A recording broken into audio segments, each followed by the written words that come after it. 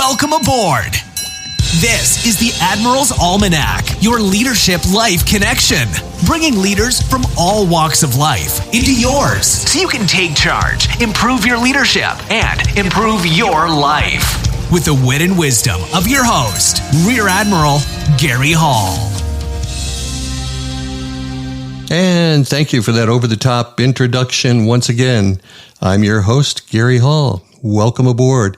Before we get started with this most valuable episode for veterans and their families, don't forget to like and subscribe to the Admiral's Almanac wherever you get your podcasts. Or you can go to my new website at www.admiralsalmanac.com, where you can access all episodes, send me a voicemail, and learn about our guests like our next one. Welcome aboard, Jane Babcock. Thank you, sir. How are you? I am super duper. And for our listeners out there, keep listening, because if you are a vet, Jane is going to enlighten us on our earned benefits. Jane is a retired Sergeant First Class in the U.S. Army and Army Reserves. She spent 11 plus years as a county veteran service officer. I think I got that right. And now she volunteers educating and helping our veterans and veteran widows and widowers basically full time. Is that correct, Jane? Yes, as a volunteer. So everything I do costs nothing to the people I help. Oh, that's fantastic. So let's tell us a little bit about you. Where'd you grow up? Well, I was born on the East Coast, which I spent quite a bit of time. I was born in New York, but upstate New York. Then we moved down to New Jersey over in South Orange by Newark, and then moved around a little bit and finally ended up out in La Crosse, Wisconsin when I graduated high school. It was one of those nice to be far from New York. Right. I grew up in Buffalo, New York. So I became a Midwest girl, and now I live on the west coast of Lake Michigan. Oh, fantastic. So near the water. So what compelled you as a nice Midwestern girl to join the U.S. Army back in 1982, I believe it was? Well, being 23 years old at the time and having graduated high school with the theory that, I'll work, save some money, and then when I figure out what I want to learn, I'll go to school. Well, I finally figured out that I wanted to tinker with computers, which at that time were very large objects, and looked at my savings account and went, well, where's the money coming from? Right. So I chose the second longest MOS in electronics in the Army at that time. So I was actually still in my AIT on my first anniversary in the Army. Oh, wow. So what is that MOS? I was a crypto tech. Ah. And so I learned how to fix the bat phone system, which at that point was made up of several pieces of equipment in a rack and a half of electronic equipment, which nowadays is as small as your cell phone. Right. So you spent, 21 years in the Army? Yep, 21 and a half. Was hoping for 30.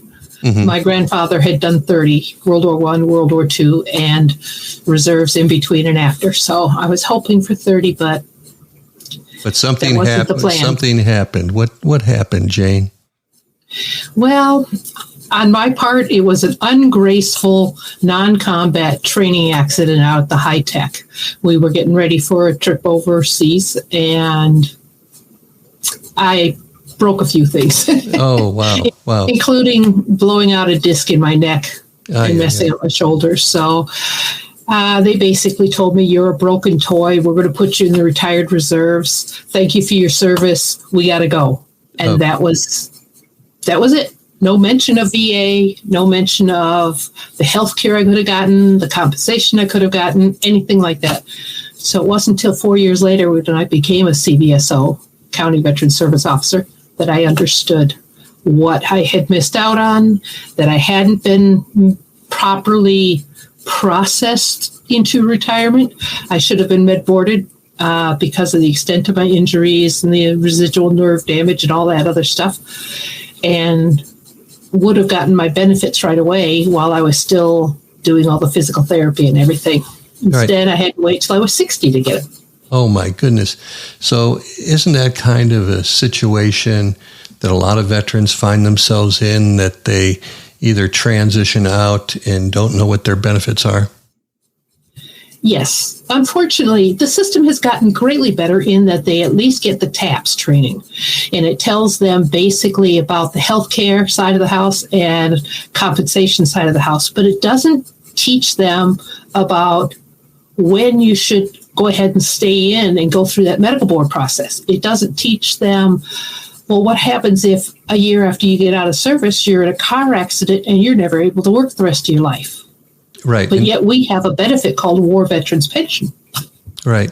And so TAPS is a transition program. And yes, we've gotten much better, but then TAPS has been taken over, I think, by contractors. And of course, it goes to the lowest bidder, and you find organizations that go, okay, this is our way into a government federal contract. Am I close in making that broad brush assessment?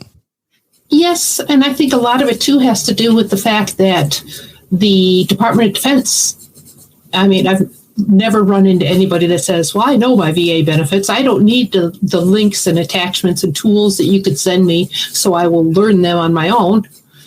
Right. So they don't offer a lot of time for those TAPS classes, and they don't understand that a soldier still has a full-time job. Right. So he's trying to squeeze that in. Yeah, exactly. I mean, they could be taking TAPS up to a year before they transition out of the military. And that doesn't go just for the Army, but the Navy, Air Force, Marines, and Coast Guard do the same process. So you were baptized by fire into this process, and then you went, I'm going to start helping veterans. Would that be a correct statement? Yeah, saw the ad for the job position, and I went, that sounds really interesting. And boy, it gives me that opportunity to get back in with my family, because my transition had been so abrupt. And at the time I was pretty stoned on Vicodin. Right. So I had no sense of belonging, no sense of purpose, no sense of camaraderie that I had spent 21 and a half years with. So for me, it was like, woohoo, I'm going back in, but not in uniform. Right. So, yeah. So again, helping that cohort that you grew up with. And now I had the opportunity once to testify to Congress about health care. And I want your opinion on what I stated. And that was that a lot of the issues we're having with our veterans that are taking their lives, and there's, we could let's call it 20 a day at times, is the turbulence caused by the transition from DOD medicine, DOD care to the VA system. What are your thoughts on that? That's part of the problem. Another part of the problem is they're not really being taught all the ways and places that they can use the resources, the safety net that's out here. There's vet centers. Vet centers are technically not part of the VA in that they're not in a VA facility, but yet those are counselors that are all combat veterans, so they understand where you've been. Mm-hmm. They know what you're going through, and they're not on the record. They can't push drugs on you. They can't even officially diagnose you, but they could be there to listen and to help give you tools on how to ground yourself, how to stay in the middle of the road and not end up in the ditch. Right. And they can even work with your family. Good.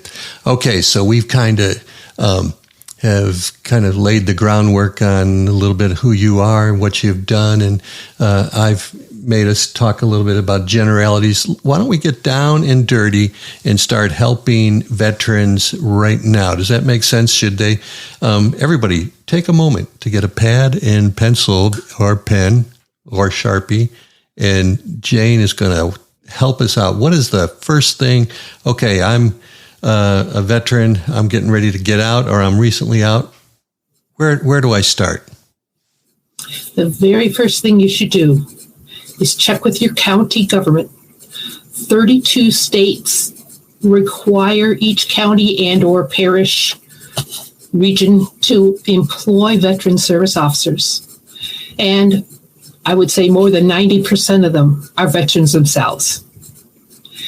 And they understand the language when you come out, because there is a big language difference. We're used to talking MOS and AIT and Humvee and things like this, and people don't know that those are acronyms. Right. And when you get used to that shorthand language, and then you come into the civilian world, and the civilians say, well, you can't talk to, your fellow coworkers that way. You can't talk to your subordinates that way. In fact, they don't use the word subordinates, but right. That's part of the change. Okay. But that Veterans Service Office is free. Okay, so they're employed. Yeah, and I knew nothing before I started researching for our conversation, knew anything about a county veteran service office or officer. So step one, and so if you are, even if you're, let's say you're in your 60s and you served back in the 80s and you haven't done anything or having some issues, you can still contact your county veteran service office? Oh, definitely. Doesn't matter when you served. World War II, all the way to the present day.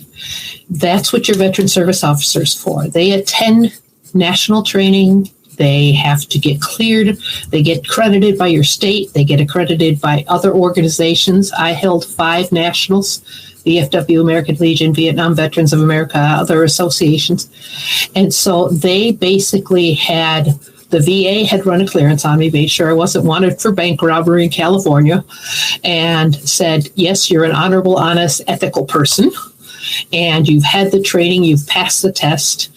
You can represent veterans to the Veterans Claims System, which means that nowadays, when I first started, this wasn't true, but you can access the VA's computer system. So you can actually see the claim as it's going through the process and each step and stage. You can see the notes being made. If you need to contradict something that a rater is stating, or you look at the doctor's exam and you go, wait a minute, that's like not a accurate or complete exam. You can argue that to get a new exam. Okay. So yes, the VA website has gotten better, and there's a preferred status or whatever, or premier status. There's a level up, but I mean, it doesn't cost anything. You just got to verify your address and things of that nature. Mm-hmm. So one of the stumbling blocks I've seen is DD-214. Can't find it. Have you ever been exposed to that? And right now, the National Archives has taken 18 to 24 months to find somebody's DD-214. And anytime somebody's looking for one, it's during an emergency. So what are your thoughts on what to do? When you enter service, that DD-214 at the end has 7 pages to it. So there's one that they generally send back to your home of record state. Since I lived in Wisconsin, my initial DD-214, the first of 4, ended up back in the state of Wisconsin. So I go into a CVSO's office in California. They can get hold of the CVSO in Wisconsin and request a copy. And because it's a intergovernmental exchange, it doesn't cost anything. But if you called that CVSO in your home of record state and requested a certified copy, they'd charge you anywhere from $25 to $75. But as a CVSO to CVSO, I can get that certified copy. I could when I was. Right. A certified copy, which from there, I personally could have made another copy and signed that it was a copy of a true record. Right. So that could use that for the VA and give you the certified copy. Okay, so what do you think the time, because I've just recently been asked to help somebody with a DD-214, and we hadn't heard of this route. We were going to go to the Congressional Liaison, Navy's Congressional Liaison Office to certify someone's honorable service. Hopefully that does the trick. So this is, what is the process length on that? Depending on where that CVSO office is located, if they're in the same building. My last job, I could just walk down the hall, get a copy off of the clerk of court's records. I could also access the state database. So say they had entered service in La Crosse, I could enter the state database and print it off from the state database and mail it off to California or wherever it was going. So it depends on your CVSO office that you're getting it from. Okay. So, I was handed my couple copies of my DD-214, but I was not handed 7 pages. But so I'd never heard that it was sent to your home of record. I'm not sure even what my home of record is, but. And the best part is the original, the first page is that short version. Doesn't show your status as far as the type of discharge. It just shows that you served. So it's at page 2 and or the rest of them that is so vital because it has the type of discharge you have. Okay. All righty. So, 1, get in charge of your county veteran service officer, protect your DD-214. And, nowadays with smartphones, you could scan a copy. So, that will cover you for funeral homes, things of that nature. Yes. And if you don't have a county VSO, check with your state.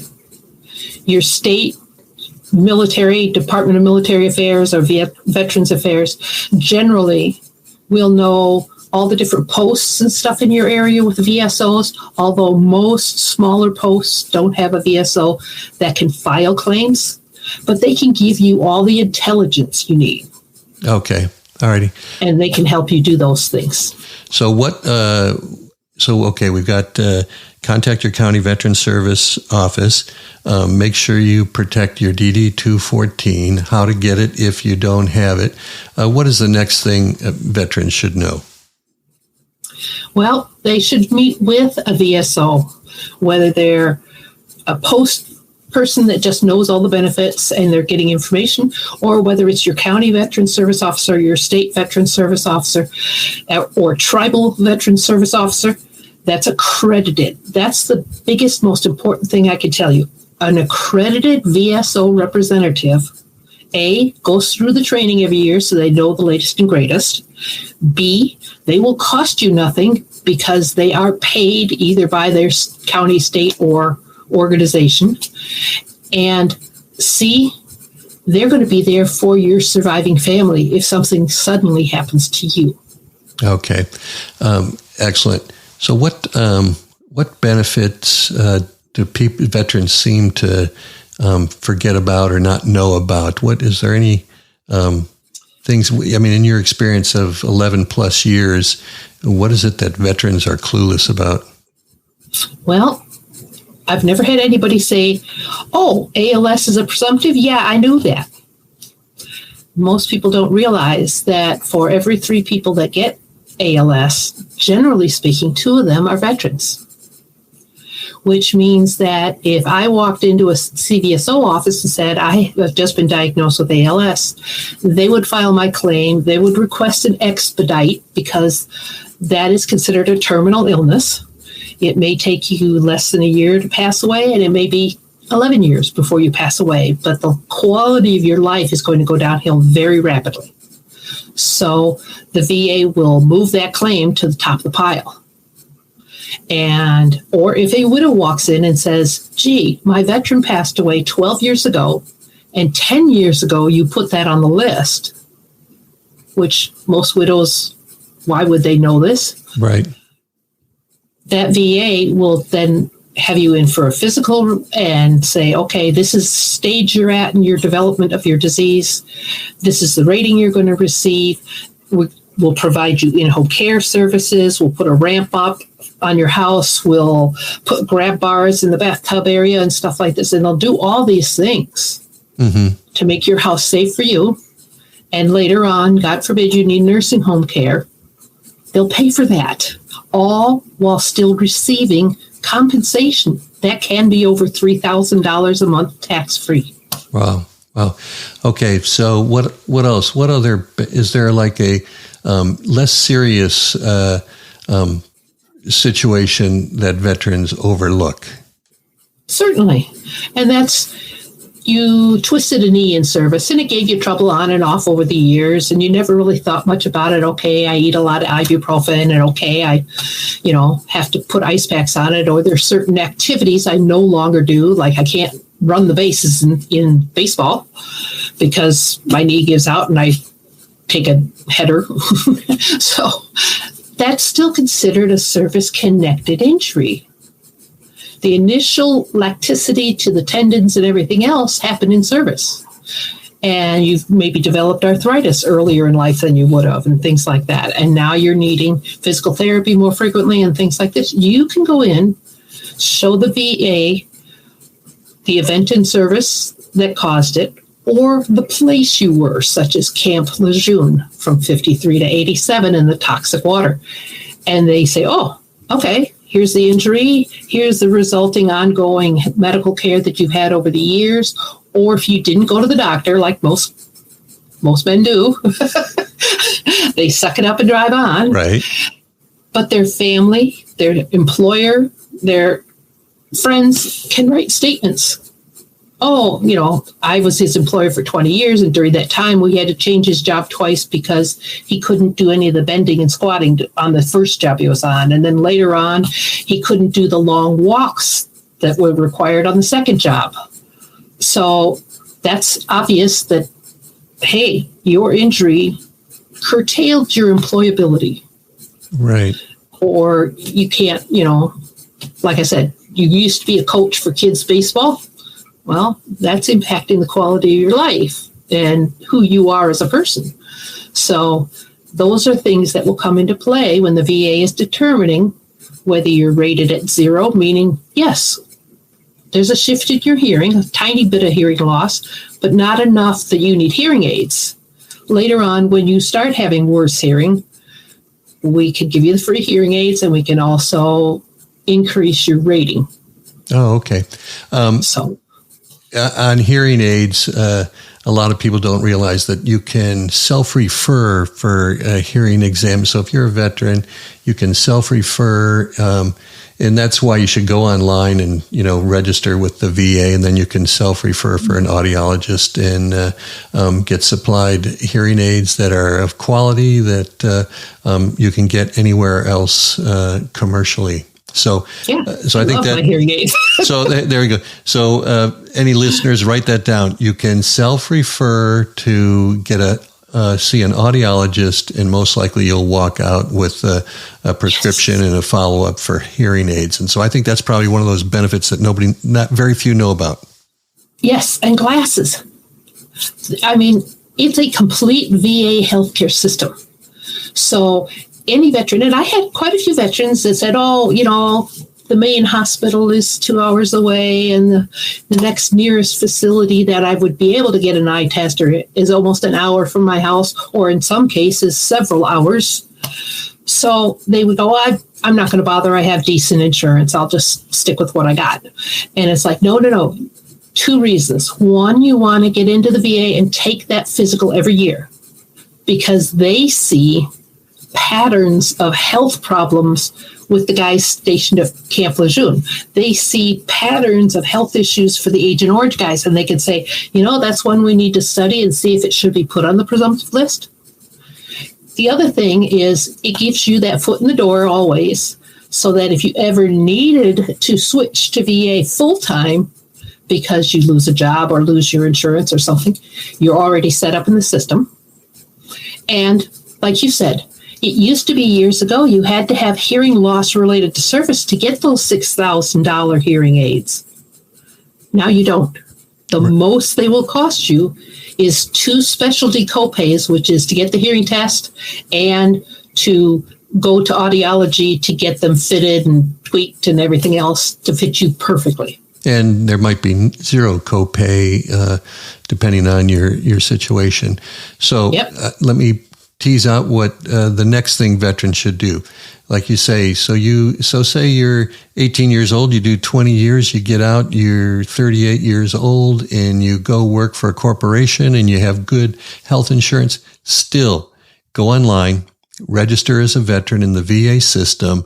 And I think you call a nurse's line, I believe, find your local nurse's line. They talk to you, set you up for a local VA provider, and then you just go once a year. It's great to have your blood test and see a health provider once a year, which establishes your care in the VA system. It's no extra charge. Even if you're a TRICARE person, using VA benefits does not negate your TRICARE coverage. So, establish yourself as a veteran online at the veterans website, call the nurse's line, get a local appointment, and start going once a year. Correct? Yes. And start with your VSO because they're going to help you with the application. There is a financial limit if you have no service-connected rating. So that VSO is going to initiate any claim for anything that you're going on that he is pretty certain is going to get you a rating of at least 0 or greater. And with that evidence, he can ask for an adjudication and they waive that financial limit and get you into the healthcare system. If you have absolutely no injuries or illnesses related to service, they're going to say, well, you're making a considerable income and you have insurance, so you really don't need us. Let's try and give that room to those who do have service-related problems, which you and I both, we would step aside and hold the door open all day long for the guy that does need those services, whether it's financial or whether it's injury or illness. Yes, that's just the way it is. Absolutely. As I say, when I go into the VA, and I go once a year to see how it's going, and I advise my congressman on the VA here in San Antonio. You see an older cohort. In fact, they call me Sonny.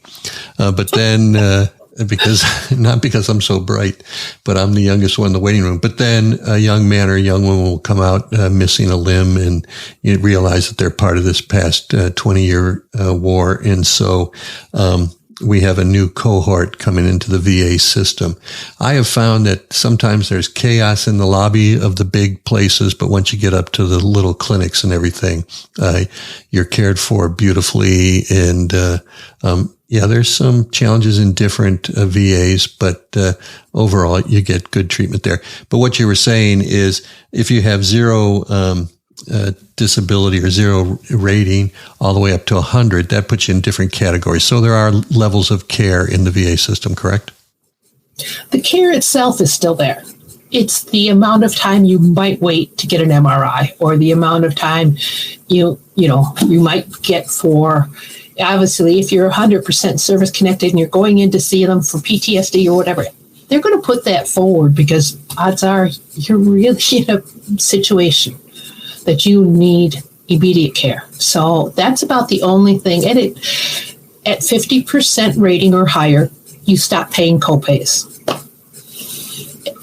So that's pretty much, there's little things, but that's pretty much what that rating system does.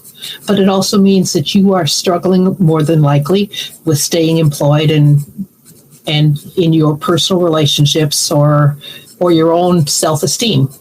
So correct. And so to reiterate, Veteran Service Office, that's the first place to start. Register online, set up an appointment with the VSO, and also start your care at a VA, but it doesn't mean you have to give up any other primary care. So you can do Medicare and VA, et cetera.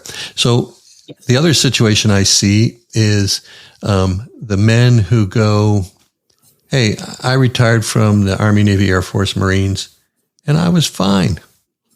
And they don't realize that, no, and so I never applied for benefits. Is there a time limit when somebody can apply for veterans benefits, or is there a time when we say, sorry, you're too late? No. Benefits can be applied for right up to your 101st birthday or later, but if you're lucky. But you want to get these things started and you want to be enrolled. And if you have any injuries or illnesses, you want to be enrolled on the benefit side of the house, you want that VSO to have your records, because if something suddenly happens to you or later in life, just aging, your spouse may end up making decisions, or your family, your son or daughter. And if they don't know that your ischemic heart disease is related to Agent Orange, and you've just had a massive heart attack, and that there's a local nursing home that you can go to for rehabilitation that the VA will pay for, they may be spending out $8,000-$10,000 a month. Right. Don't do that. Right. So what else has surprised you in your education of veterans on what they don't know or what they should know? Or there's got to be a recurring theme that you saw over and over again. Yes. Wartime veterans pension. Only one person in my almost 12 years said, yeah, I know what that is. My mother gets a check. But he didn't know why she got the check. Right. And he didn't know what qualified her for that check. And basically, anyone who served during a wartime on federal active duty, so that doesn't include National Guard and reserves if they didn't serve active duty during the war period. And so they take the total household income. It may be the surviving widow. It may be the veteran, or they may be a married couple. So they take the household income, put it all together, and say, now we're going to subtract insurance premiums for health insurance, dental insurance, vision insurance. We're going to subtract the average pharmacy check for the last year, the last year's worth of medical bills, dental bills, all that stuff for the household. Now the two of you are trying to live on X number of dollars. Oh, that's less than 130% of poverty. We're going to supplement you back up. Every month you may get $35 or you may get $2,000. So if your spouse is having a lot of medical bills and you're the veteran, you can see where that can become really important. Right. Or if the person is in assisted living, one or the other, or something like that. Even a veteran who's in a nursing home that is single and on Medicaid, they're allowed to keep $45 a month spending money. In the average nursing home, that means you can pick between a TV, cable, and or a phone in your room. Right. The VA will provide that same veteran or the widow of that veteran an additional $90 that the nursing home can't touch. And so now they can have that phone, the cable TV, get their hair cut, and everything else every month. Okay. So it provides little creature comforts. Right. So that's a benefit very few people understand or know about, correct? Correct. Never, even VSOs sometimes forget that little $90 check is there. But it really can mean so much difference in the quality of life. I think the youngest young man I ran into was 45. He'd been in an automobile accident that was very traumatic and was paralyzed from his armpits down, and in a nursing home, and all he had was $45 a month. And he said, well, the VA didn't put me here. Right. No, that's not the thing. We want the quality of life aspect. Okay. So what was that benefit called again? The War Veterans and Surviving Spouses Pension. Okay, War Veterans and Surviving Spouses VA Pension. refers to as non-service connected pension, but people go, what do you mean by that? Well, just remember, wartime. Right. You or the surviving spouse serve wartime. Okay. Now, what happens if your spouse contracts, this is a really off-the-wall question, contracts ALS, but a spouse has been at all the duty stations you've been at. Is that ever covered, or is there any benefit there? Not for the ALS, but the presumptive list for Camp Lejeune actually has two things on it that aren't there for veterans, that are there for spouses. There's also Agent Orange presumptive lists for children that were conceived after the veteran had been in Vietnam and or at the same time, Thailand or the DMZ of Korea, or on the Blue Water Navy ships, which that's a shout out to everybody out there. Please, if your veterans served in the Navy and they did Westpac tours anywhere near Vietnam, you want to find out if they were on that ship. That veteran might have passed away, but that spouse is now entitled to the survivor benefits. Right. And the VA right now owes billions to veterans and or spouses where the veteran had filed 10, 12, 20 years ago for that condition. And under Agent Orange, Niebuhr law means VA owes them back pay. Okay. That's the only condition that you get back pay other than from the date of your filing. Now, again, being the Admiral's Almanac, a lot of my veteran listeners are Navy. And so in the Blue Water Navy situation, that's just recently been approved, correct? Because I know when I was with the Association of the United States Navy, we were still working on that. So so some of my listeners right now be going, I did my entire life in Westpac. So where do you go to find out about ships and stations that would be covered by Blue Water? On the VA's website, publichealth.va.gov, it's an area that lists all the different types of exposures, Agent Orange, burn pits, radiation, things like that. And it gives you the list of all the presumptives, and you can go to the search bar in the va.gov and go ship's logs, Blue Water Navy, anything like that. You're going to get to sites or pages where you'll be able to find the hyperlinks. Now, that list may not necessarily be totally complete. I had a veteran prior to Blue Water getting approval. He was on the Surfbird, and I actually got a copy of an electronic copy of the Surfbird ship log from the archive, and then I plotted out the ship. So having plotted it out, I was able to show that they had actually been in a port for a day and a half. And because of that water area and the fact that it was fed by two large rivers coming down into that port, I was able to show that there was exposure for that ship, because in the ship's log, it stated that these young men went ashore and brought back the mail. At that time, you had to be, quote, on land. The mail bags were considered to be exposed. So when these other guys brought the mail onto the ship, that then exposed the ship.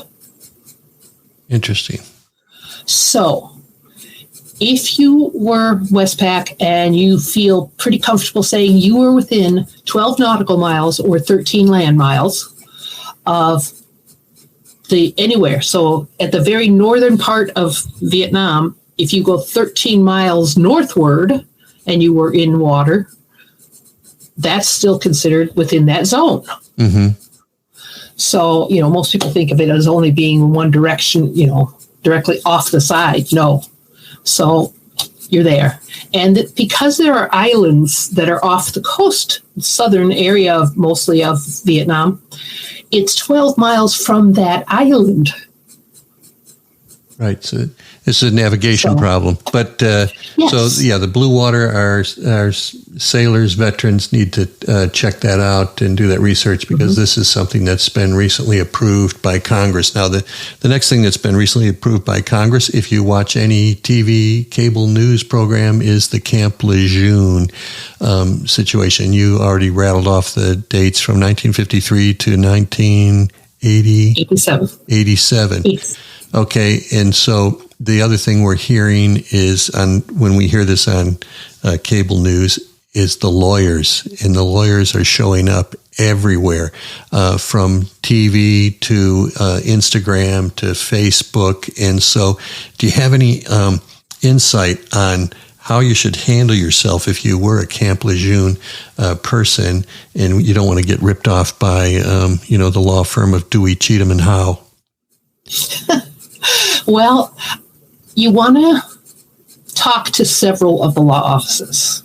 because the lawyers are actually talking about a class action lawsuit against the government. Okay. Now that would be totally separate from VA benefits. But at the upper echelon of Congress and Senate and all that stuff, when they pass that lawsuit, if it goes through, they may argue that you cannot, quote, double dip. You can't take government money from two pots coming from the federal government, such as you can't take severance pay from the military and get VA pay. But as soon as you've earned enough VA pay to balance the severance, then you start getting VA pay. Right. So they may argue that, but that is a separate lawsuit. So yes, go ahead and talk to those lawyers and get on their list and things like that. But in the meantime, get to your VSO, because your VSO is going to file your VA claim, and your VA claim is going to process a lot faster than that suit is going to go through. And that suit may not even get accepted. So it could get killed before it gets to the Supreme Court or killed at the Supreme Court. So you want to get that VA benefit going. It also means that, God forbid, you die of one of those conditions while that waiting of that a lawsuit, then your spouse and or family members are protected. Okay.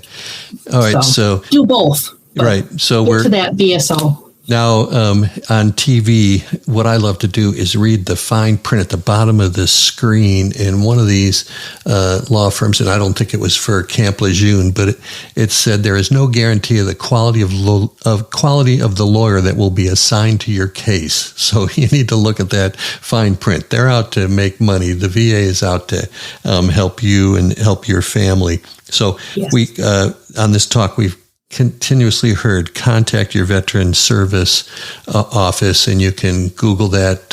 You said 32 states have them in their counties or parishes, and so other states that don't have county ones probably have some sort of statewide office. Is that correct? Yes. There is a national CVSO association, and you can go on their website and pull up your state and things like that. And there is also a database inside the VA.gov showing all accredited, whether it's with the VFW or county or state. The biggest thing and most important is make sure whoever's working your VA stuff is an accredited VSO. Otherwise, you may get charged. It may be, okay, we're going to file your claim, and oh, well, it took a year and a half, and we get 30% of what you would have gotten paid. Or, you know, they may not be as up to date on the claims because you have secondaries and all these other things that can go on. Or they're just not able to access the system. They don't have the magic backphone telephone number. Yeah, right. They don't have the secret sauce. So as we're about 43 minutes into this conversation, Jane, do you have a rapid fire list of things that veterans need to know? Most important thing you need to know is that VSO, that county, state, tribal, or organization VSO. They will take care of you. They have a boss if they're not taking care of you that you can go to and say, hey, you shouldn't be paying this guy because he's doing a really lousy job, or she. Mm-hmm. And use the VA, please. The right. Economic times change too rapidly sometimes, and you need to be situated. Right. That VSO is your advocate. So I guess we'll take this down to two pieces of advice. One, go to your county veteran service officer, and two, use the VA. And so what I think we've covered here in this short talk is that regardless of when you transition from active duty to veteran status, you can still reach back and apply for benefits. You can self-refer for audiology. And it depends on if you have any rated disabilities on what level of care you get at the VA as far as having to co-pays and things of that nature. here's a wild idea. I don't know if it'll happen or not, but if our listeners go to www.admiralsalmanac.com, there's a little microphone in the corner, and they can send me a voicemail. And if you want, send me a voicemail asking your question on VA issues. And what we'll do is we'll have, if we can get at least 5 voicemails, and not prank voicemails from my sons, we'll have Jane on again, and we'll play those voicemails, and then Jane can answer in real time. What do you think about that, Jane? Do you think that'd be helpful? That sounds great. And if you're in a situation where you need help, or you right now, God forbid, you're homeless, or you've just gotten a terminal diagnosis, whatever, and you're a veteran, or if this is a family member of yours or a friend of yours, please reach out to me on LinkedIn. I will send you the tools. I will get you connected with your nearest accredited VSO. Please don't deal with this stuff on your own. You've got the world's largest, most diverse family out here, and we will all help you. Right. I will say, people ask me, what do you miss about your time on active duty? And I don't miss one duty station, but I miss sailors, soldiers, airmen and Marines, Coast Guardsmen every single day. And so between Jane and myself and other veterans, we're here to help you. If you're listening and you're under distress, talk to somebody, reach out to another veteran. Let's get you taken care of. Never do a permanent solution for a temporary problem. So, Jane, you're absolutely wonderful. Your volunteerism makes a difference. So few people serve, and yet you continue to serve. And I think that's what makes our armed forces great, is it's filled with men and women who believe in service and service to their country. So I thank you. And again, for our listeners, please go to admiralsalmanac.com, send us your voicemails, and we'll answer your questions. And so, until we meet again, here's wishing you a happy voyage home. Thanks for being our guest today, Jane. Oh, you're very welcome, Gary. Thank you for having me.